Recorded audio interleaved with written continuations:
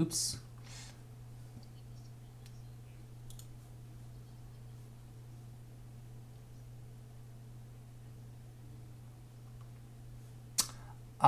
Which assignment was that?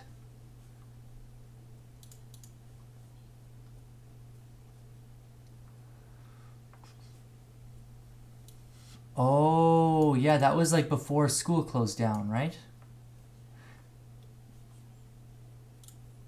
Yeah, so just keep that for yourself. So I'll probably just ask a couple questions about graphing in on this one, and we'll just kind of call it what it is.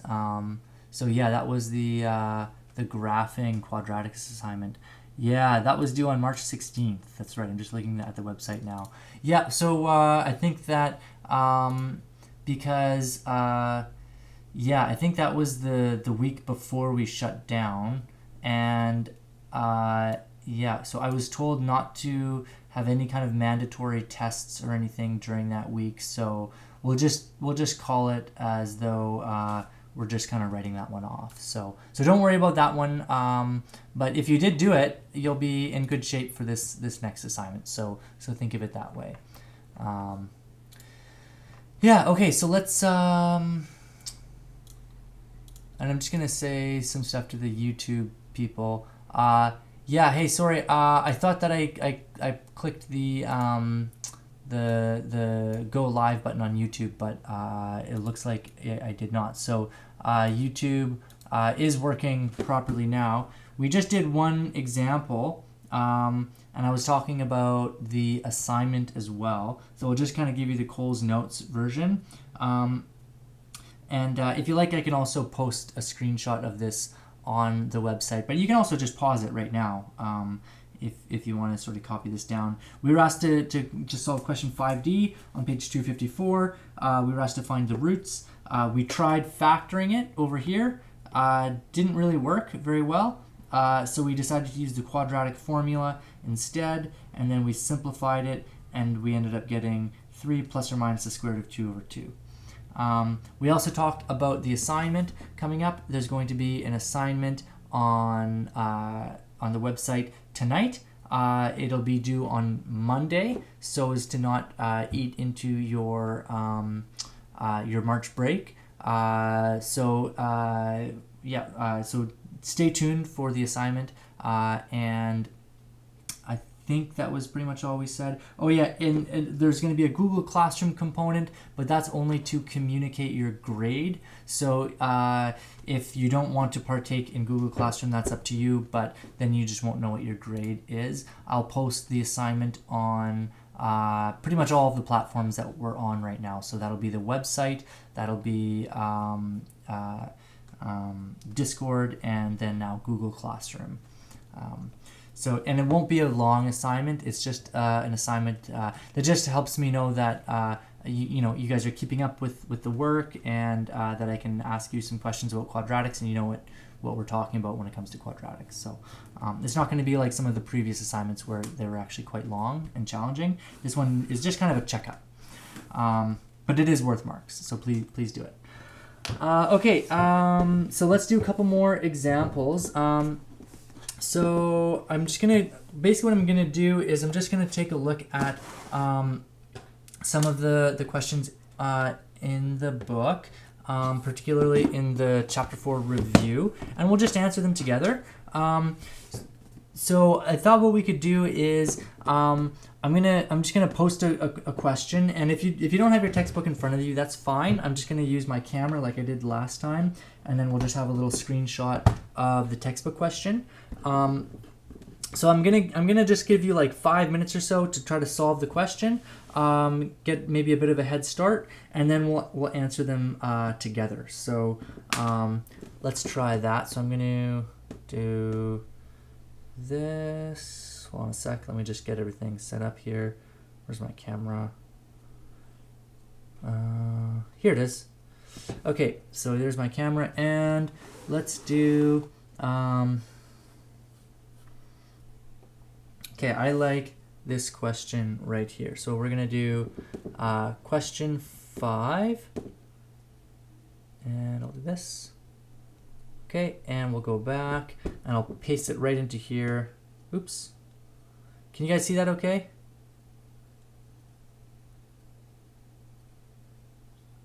Oh, okay. Hold on a second. Let me do this and this and this.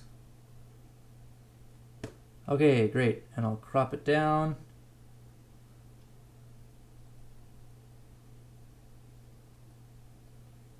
All right. So let's see here.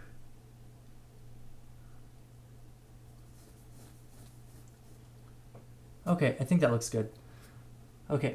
So yeah, I'm gonna give you just a few minutes to work on this. I'll do this. Let's say 4 minutes. I'm gonna give you 4 minutes to get a head start on this, and then we'll work on it together. So I'll hit the timer now, and I'll interrupt you in 4 minutes from now.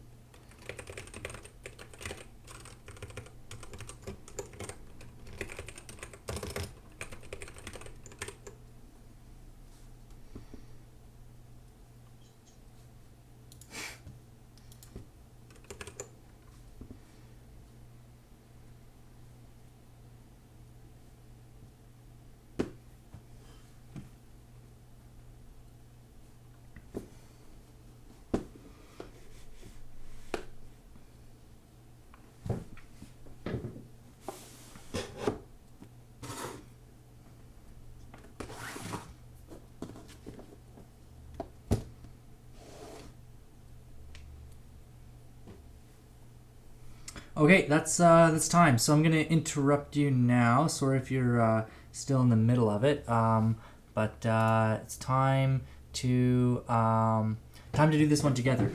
So we've got a path of a soccer ball that can be modeled by this function negative 0.1d squared plus 0.5d plus 0.6. Oh yes, I put myself on mute because I was typing. I guess you can't hear me. There we go. Yeah, so I just put myself on mute because I was typing. I didn't want to disturb you. Okay, so we got the path of a soccer ball. It's modeled by this negative 0.1d squared plus 0.5d plus 0.6. So it's going to look something like this. So our a value here is negative, right? It's negative 0.1. So it's going to look something like this. And because it's 0.1, which is a small number, we're not going to have a lot of vertical stretch. It's going to be kind of more of a vertical compression. So it looks something like this. We want to know the zeros of the equation, so let's figure that one out. So in this case, we've got three values, a, b, and c. And a is going to be negative 0.1. B is going to be 0.5. And c is 0.6. Okay. So what are the zeros of the function? Okay. So the zeros of the function are the following. Well, okay, well, let's use the quadratic formula. So we've got that x is equal to negative b plus or minus the square root of b squared minus 4ac all over 2a. And that's equal to, well, let me just make this big. So I've got negative 0.1 plus or minus the square root of, again, negative 0.1 squared minus 4 times a, which is negative 0.1, times c, which is 0.6, okay, and that's all over 2a, and a is negative 0.1. And I made a mistake here, didn't I? Anyone see my mistake?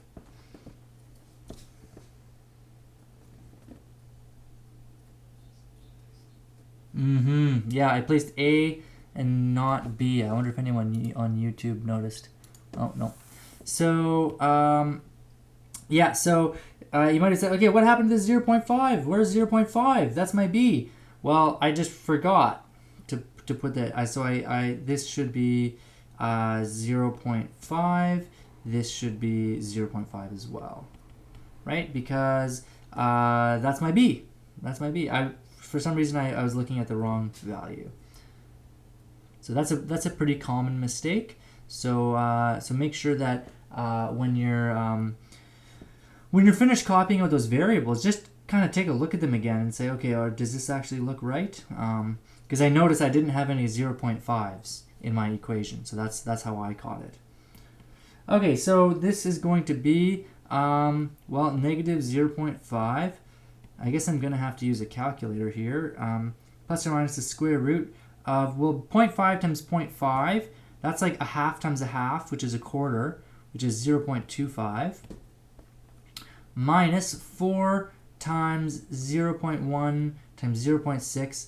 Well, I know that 4 times 0.6 is 2.4, and 0.1 times 2.4 is 0.24.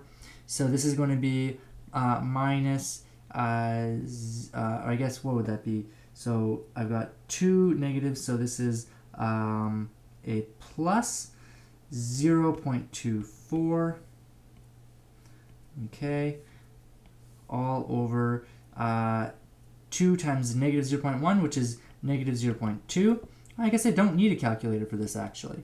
So this is negative 0.5 plus or minus the square root of 0.49 all over negative 0.2. Yeah, I can take the square root of that. Exactly. So we don't even need a calculator. Isn't that nice? So this is 0.7 plus or minus, or sorry, 0.5, getting ahead of myself, plus or minus 0.7 all over negative 0.2. And to make things extra nice for me, what I'm going to do is I'm going to multiply the top and the bottom by 10. The reason I'm going to do that is because I don't like decimals. So this is going to give me negative 5 plus or minus 7 all over negative 2. And that's pretty much it. So my two zeros are,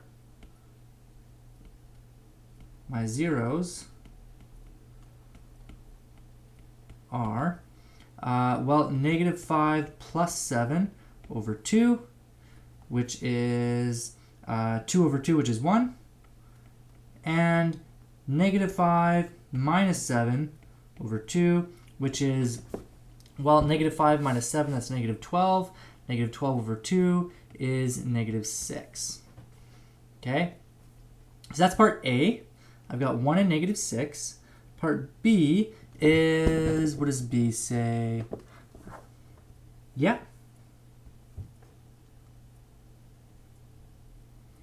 Yeah. Should be negative, right?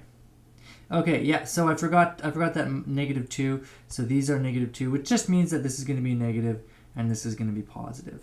Thank you. Yeah, so I forgot a little minus sign there. Okay, so part B is saying, okay, so you can use the quadratic equation, this, to determine the horizontal distance that a ball travels after being kicked. How far did the ball travel downfield before it hit the ground? Well, let's just think a little bit about what the graph looks like. So here's my graph. It looks something like this. So I know that it's pointing downwards because my A value is negative. And I also know the x-intercepts, which are negative 1 and positive 6. So it's 1, 2, 3, 4, 5, 6. So it looks something like this. And because it's going downwards, I know that it's going to look something like this. Okay? With the vertex somewhere right here. The vertex is actually going to be smack dab in the middle here. So it's going to be somewhere like right there. So the distance that it was kicked was, well, let's see here. So the ball starts on the ground here, right? So there's the ball right there. That's where it started, and then it got kicked up there and then started to rise down and then hit the ground again. So this would be the height of the ball off the ground, right? So that means that this is where the ball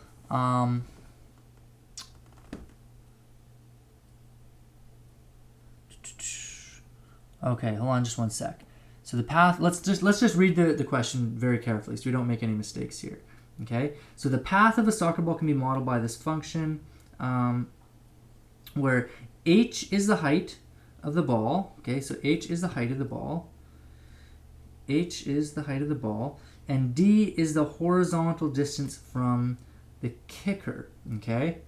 So I guess when d is negative,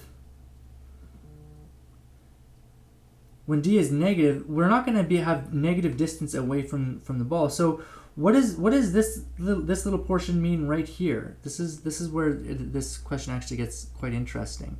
So this point right here, this is where the distance is equal to 0, the horizontal distance from the soccer player. So what does that mean? That means that that's the point where he's actually touching the soccer ball, right? You can't have negative distance. So negative distance, how can a soccer ball be negatively have negative distance?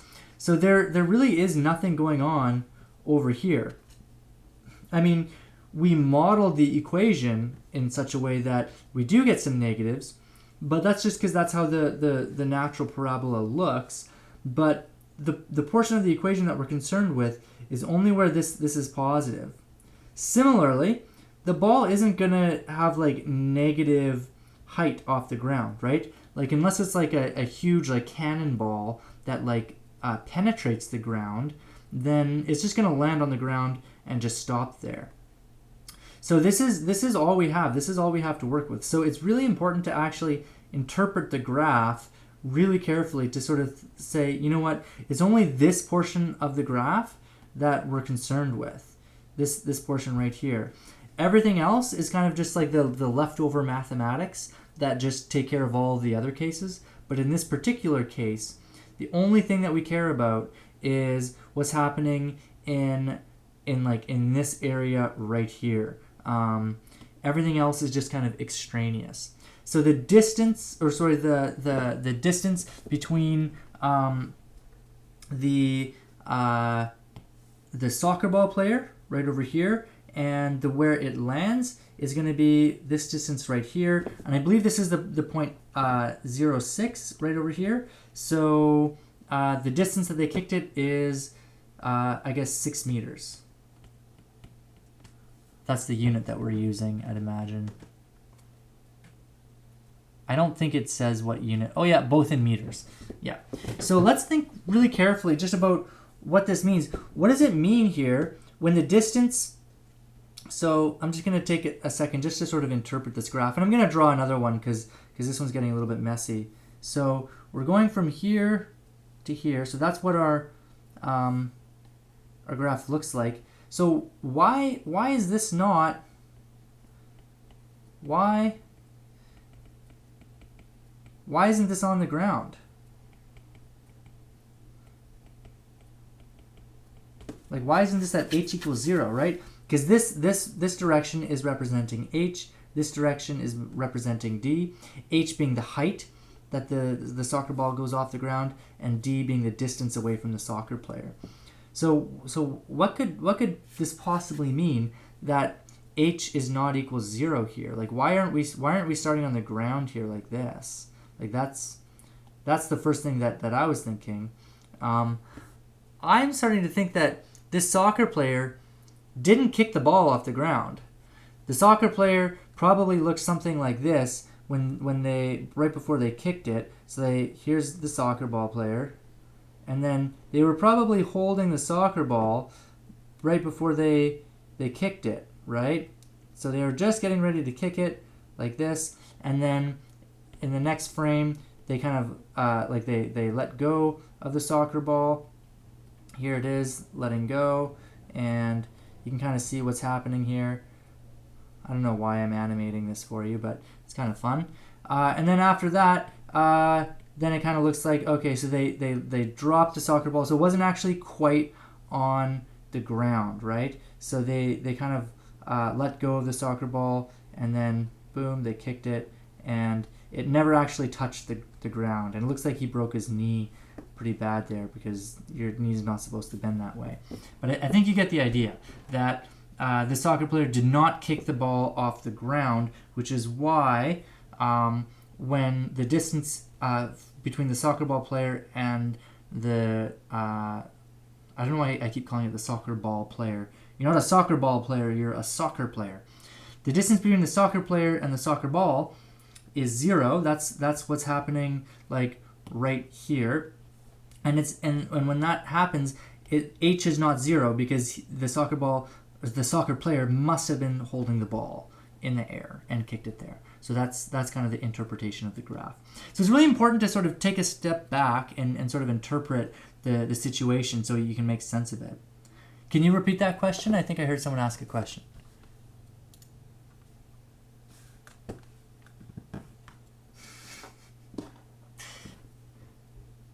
Yeah, totally. I'm gonna pull up a picture of what you're talking about. So if you didn't quite hear that, I'll put a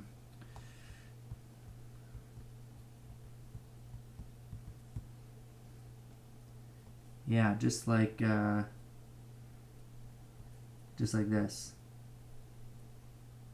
There we go. So it's kind of like this, where the foot. See, look at that. The football is not even on the ground. So it's just like our situation, except I guess in this case our soccer ball player, or our, I keep saying soccer ball player. Our soccer player actually did hit the ball. So okay, I think we probably have enough time for one more question. Let's try. I like these word problems because it kind of puts things into context for us. So let's try.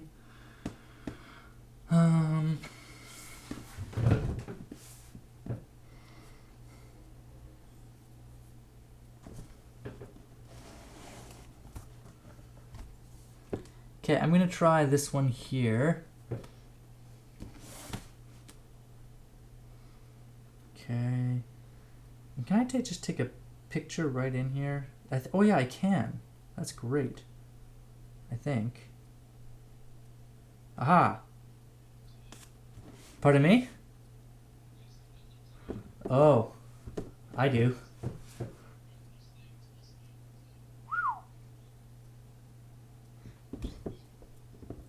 +9.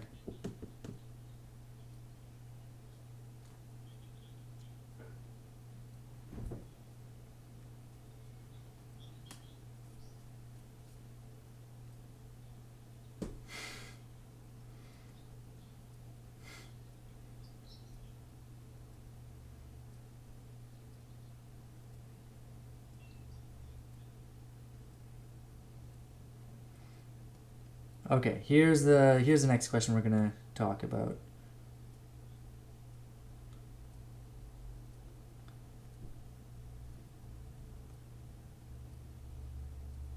Here we go.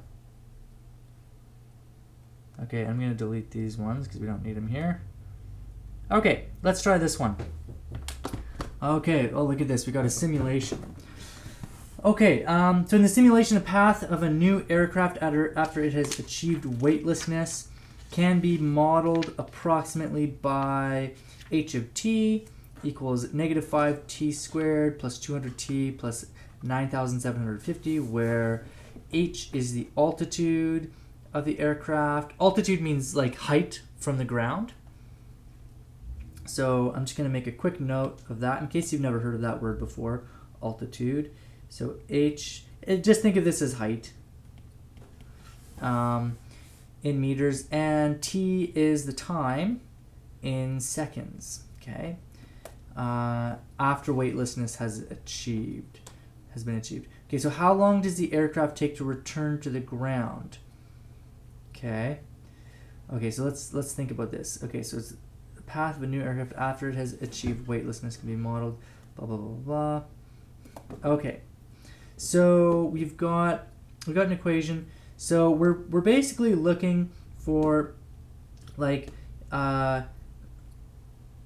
t equals what when h of t equals 0. So this is just the zeros of our function, or the roots of our quadratic. So really that's all we're looking for. This time we're looking for our answer to the nearest tenth of a second. So really all we're going to do is we're going to do -5t squared plus 200t plus 9,750, right? So if we were to graph this, it's going to look something like this. Okay. Actually, you know what? Let's actually take the time to graph it. So I'm going to go into Desmos here, and we'll graph it and see what it looks like, and we'll interpret the graph and then talk about those zeros. So what is it? It's -5t, so -5. I'm going to use x instead of t just because that's what the variable I have on hand is. So plus 200 x plus 9,750 plus 9,750. Oh yes, thank you. 5x squared. Okay, so I got to zoom out. Holy smokes. So, nice thing about Desmos is that you can stretch the graph. So I'm going to stretch this out so we can actually see what's going on here. Okay. So let's think about what this looks like. So let's consider what this looks like. So I'm going to sort of point out these points right here. Okay. So remember that this like the x-axis here, this is actually what they're referring to as t, which is time in seconds. So each one of these little lines here represents 1 second that's passed. Okay. So I've got time passing measured in seconds, and then the height is in meters. So this is kind of like the height of the airplane as it like after it's achieved weightlessness. Now, who knows what's happening in the airplane after this? So basically, the idea, what I would imagine, is that the airplane is like slowly like creeping up really quickly, and then at some point it sort of stops sort of increasing super fast and kind of just starts to sort of dip down like this, and then it just kind of falls with gravity, because that's the whole idea of weightlessness, is that you're not actually removing gravity. Gravity exists everywhere in the universe. You can never escape gravity. But sometimes when you feel weightlessness, it's because you're just falling, and the room that you're in this case like an airplane, is falling with you. So your like relative like surroundings, they're falling with you. So your notion of gravity, it feels like there is no gravity all of a sudden. So so I imagine that we're increasing really rapidly, and then all of a sudden we stop increasing rapidly, but we're still increasing. So we're still like going up, but then we kind of just like let gravity sort of do the rest and then fall down. So they're saying, how long can you stay in the air for before you actually hit the ground? Well, that's what it is right there. So it's just 68.477. And to be frank, I don't really feel like we need to I guess you can't see that with my face there. I don't think we really need to use the quadratic formula for this, because I think it's just better if you do it. So what I'd like you to do now, so there's about 10 minutes left of class. I want you to try question 17. So 17 is the path of a snowboarder jumping from a ramp can be modeled by this. So I'll take a quick picture of it, and then you can work on that. And right before 3:30, I'll kind of give you a few pointers about it, and then we'll take it from there. Okay, let me just do this. Here we go. And question 17. Use this photo. I'll crop it.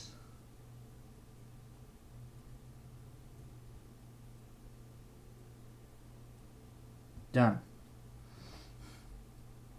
Okay, so give that one a shot. I think this is actually a really cool question, and I'll sort of interrupt you in a minute, and we'll see what this one looks like. So maybe I'll give you another timer here.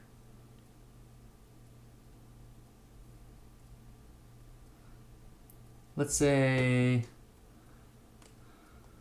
5 minutes. Okay.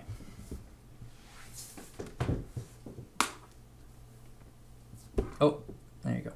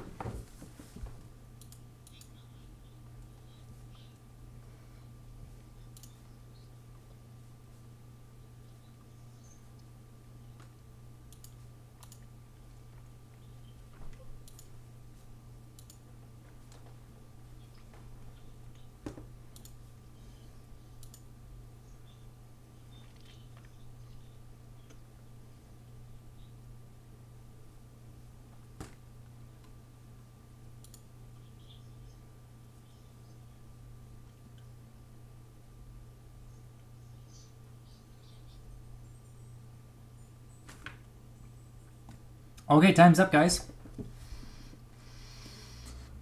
Okay.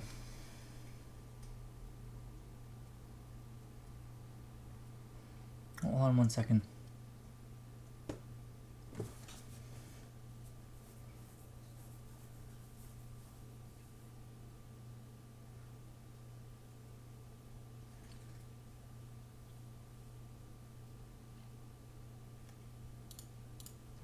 Okay. Okay, let's attack this one. So with the path of a snowboarder, oh yeah. Sorry about that. Okay, so the path of a snowboarder after jumping from a ramp can be modeled by this function. So h is the height above the ground, and d is the horizontal distance the snowboarder travels, both measured in meters.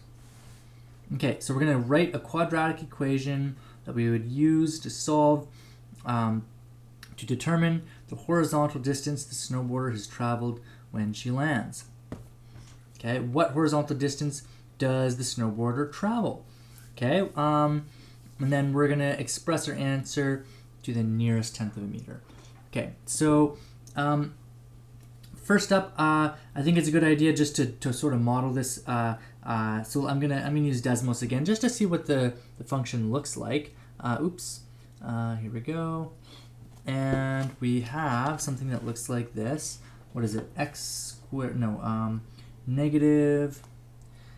I'm gonna call that 0.5 x squared plus 2 times d, or 2x, plus 1.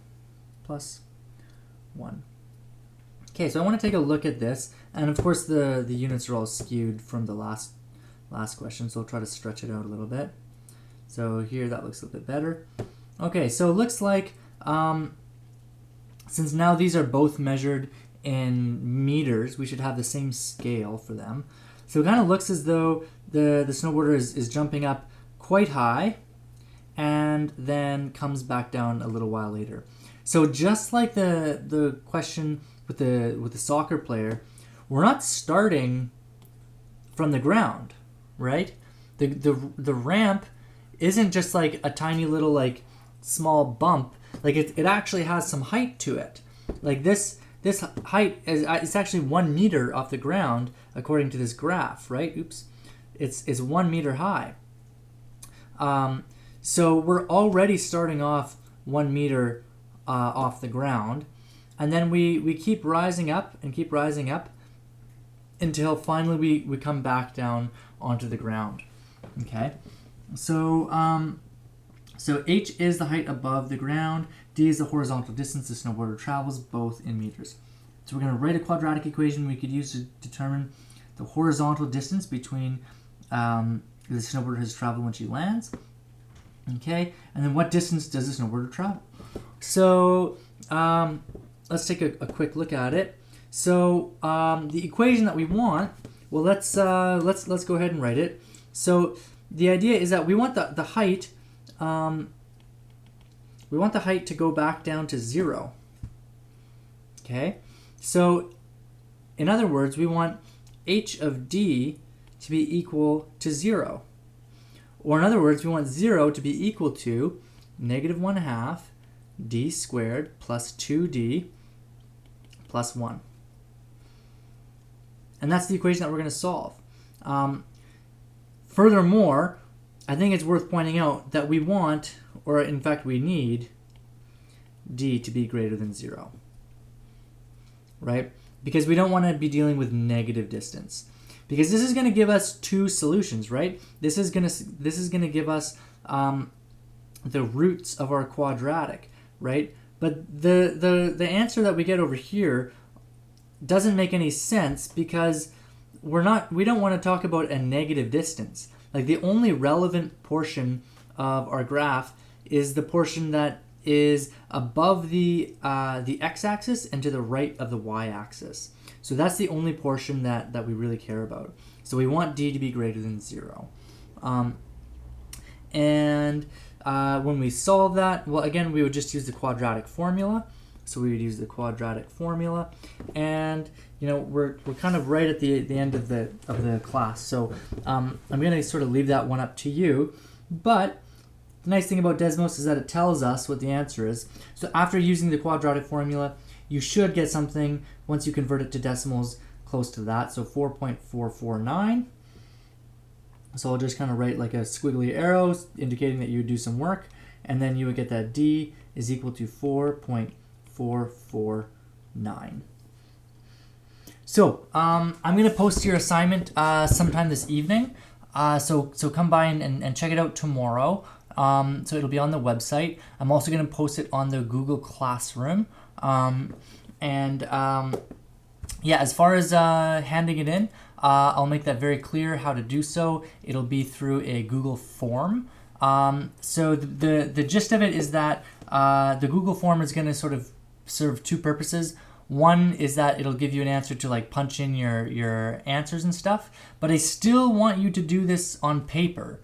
And the nice thing about Google Forms is that the last question that I'm going to post on it is going to be to upload a photo of your work. So no matter what you do, I need to see a photo of your work, just so I can see like what your work actually looks like. And that, I'm not going to mark that up, but I do need that photo to be attached. So so don't just like look at the question and then punch in the answer. I want you to actually be doing this on paper and pencil.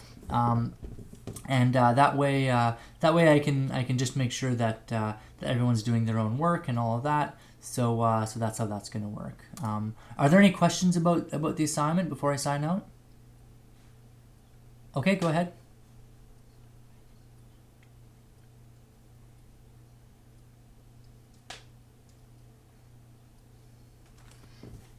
Okay, so you want to go from standard form to vertex form.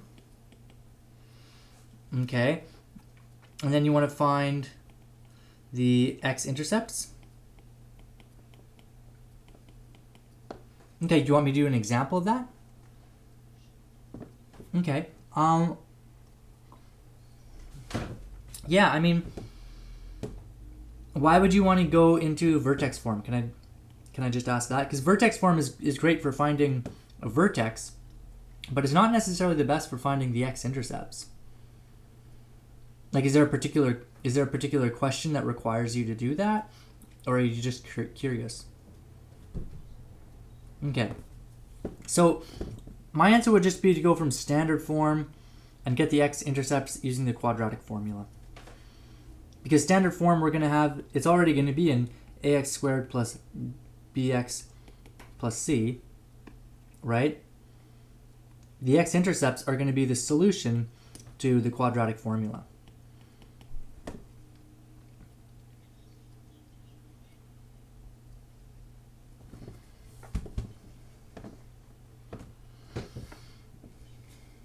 Oh, you can do that, yeah. But the point of the quadratic formula is that, like, sometimes if you're doing that when you're factoring, you don't get a number that you can really think of, right? Like, for example, like this one here. Like, we tried, like the very first one that we did, like, you could multiply the first and the last one, so you'd have 4 times 7, that's 28.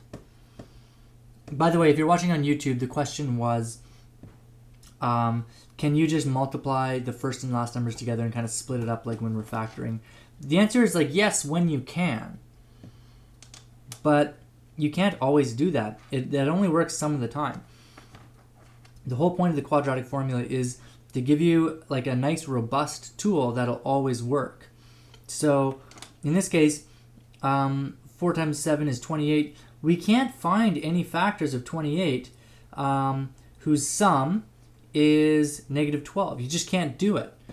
Unless you're like really, really, really smart and you would be thinking of these two numbers. And I would be shocked if anyone could actually think of those two numbers. Because it turns out if I multiply these two numbers together, 3 plus the square root of 2 divided by 2 and 3 minus the square root of 2 divided by 2. If I multiply those two numbers together, I'm going to get 28. If you don't believe me, try it yourself. So 3 plus square root of 2 over 2 times 3 minus the square root of 2 over 2. That product is 28. And then the sum of those two numbers is going to be negative 12. You can try it yourself.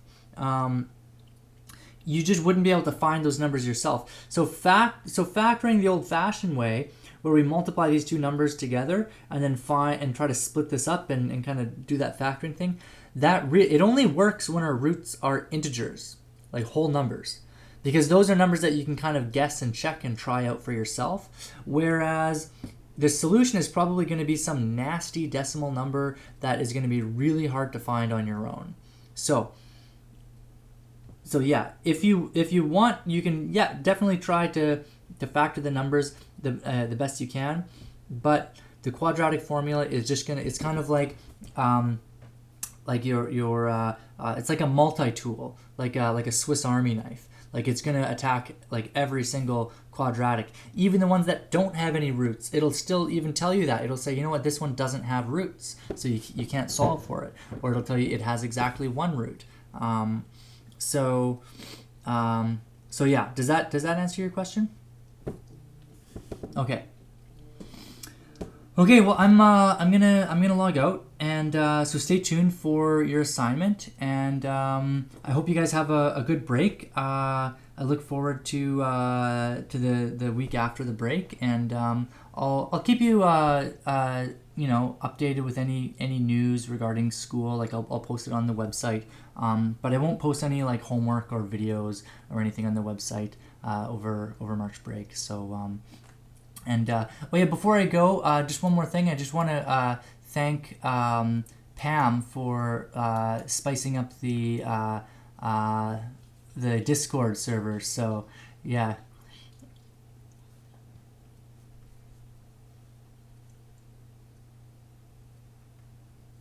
Okay. Well, maybe we can try to flesh that out over the break, but yeah, if you're not using the Discord, you should know that it looks much better than it did a couple days ago. It's nice and organized. We've got some different channels so that all the conversations are a little more organized, and yeah, so thank you, Pam. That's awesome.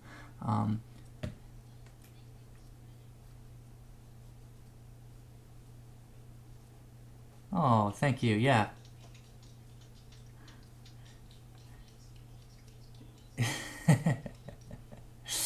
Yeah, well, yeah, oh yeah, no, the cats have been definitely in the forefront of this whole project. So yeah, I think this has been pretty cool. I think that the fact that this has worked is really a testament to how flexible we've all been, and how we've been willing to keep up with our learning, and even though the world is kind of falling apart around us, I think that we still managed to find some consistency. And I mean, you don't have to look very far to see that not everyone can find that consistency. So I think that we should all be really proud of ourselves for maintaining this level of